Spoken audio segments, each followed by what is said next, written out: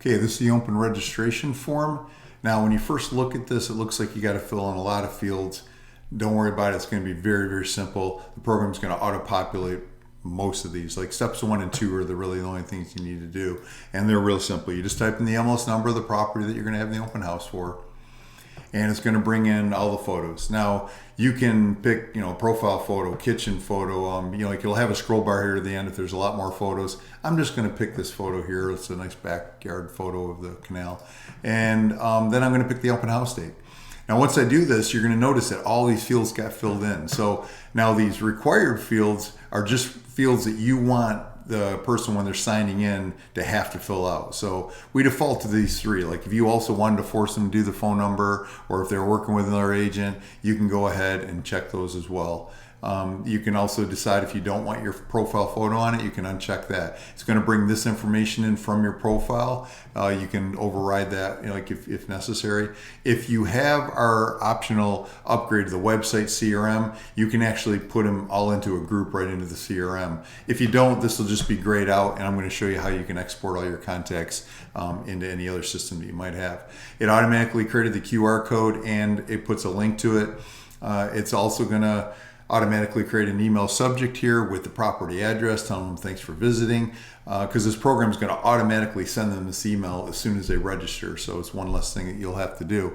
It also puts a nice thank you here in the email, and it automatically created a link to the property details page for you. And so all we have to do now is hit save.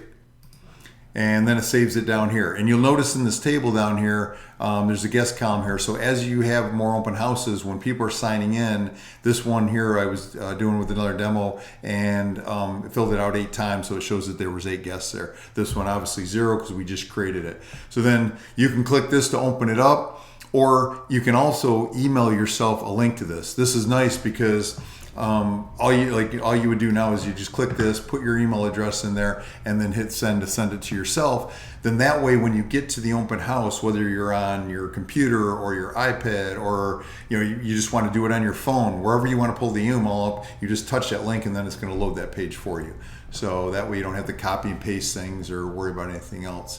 And so now the other thing I wanted to show you here is the open house guests. Before we get into showing you the actual details of the pages, this is where you can export all your contacts that come in, like that I was just showing you. There was 8 contacts, as you can see here. I can say export all contacts, or I can do a date range, because as you have more open houses, then you can say, hey, you just want like the last day worth of leads. Like that way you can just export those and then do whatever you want to do with them. So let's go over to look at a sample real quick.